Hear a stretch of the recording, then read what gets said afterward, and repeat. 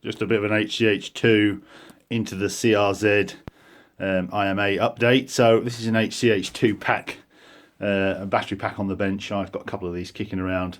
I haven't actually got any of the IMA parts. I've got to buy those, which I'm just looking around for those at the moment. So this is about 158 volt nominal pack, so slightly higher than the Lithium car.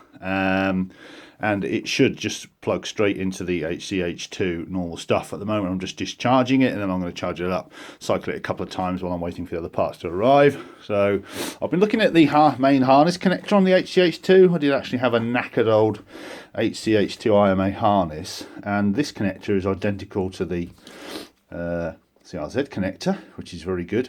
There are a couple of what appears to be minor wiring differences, but they certainly don't look project killing, so I think I'll just have to move a couple of pins possibly around, but it looks like the HCH2 harness should plug straight into the CR-Z receptacle with a couple of minor changes, as we know.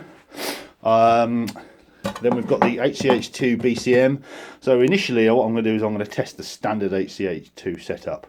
Just repin the connector so that it will work with the CR-Z, and then we'll see if the car will accept the HCH2 setup without any major problems, and if it does, then we can look at hacking voltages and currents and things like that. We've already discussed a bit about the current hacking, so we need to hack the phase sensors, and the battery current sensor is on the side of the battery here, so we need to hack that as well to defeat the current sensing. But the most important thing probably at the moment is the voltage sensing. So the HCH2 measures the voltage taps in the battery. So you'll see on this battery here, there's a connector here. So there are 11 pairs of cells in here, 132 cells in all, 12 cells in a pair. So there's 11 pairs, 11 times 12. So what we have to do is if we want to fool the car into thinking the voltage is lower than it actually is, and want to use a much higher voltage battery pack, we have to fool this connector, and it plugs into here. So what we've done in the past, pretty straightforward, is you use a resistor matrix. This particular one was used at for something else I was testing, but basically you have 11 resistors. There's only 10 on this one, but I'll add another one onto it. So you have 11 10k resistors, and it's basically a voltage divider. You use 0.1% accuracy resistors, and basically what will happen is at the output of this we will get a perfect voltage tap balance, and we'll get 11 discrete voltages in steps up to the match voltage. And then what you need to do if you want to actually have a higher voltage is you just put one extra resistor into the positive feed into this resistor matrix fooling thing, and that basically shoves the voltage down by the K factor that you've just inserted in there.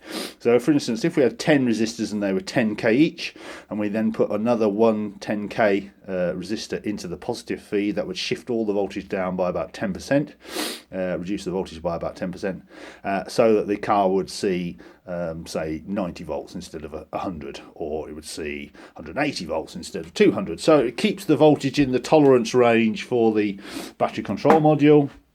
And we've used this technique for 15 years now on the Insights and the HCH1 Civic, so there's absolutely no reason why it won't work with the HCH2. So that defeats the battery voltage. Now we have to be a bit careful about this. Now this will have its own voltage sensing. Now it's probably sending out some CAN data. We might have to intercept and modify that, but we'll see. We'll just play it by ear first of all. We'll see how much we can tweak the voltage up before this throws an error, because it will be checking the voltage between these two. Both of these will probably be checking the voltage between the two of them, and they should approximately be the same. So there will be some tolerance built into the system, maybe 10%, but we'll see.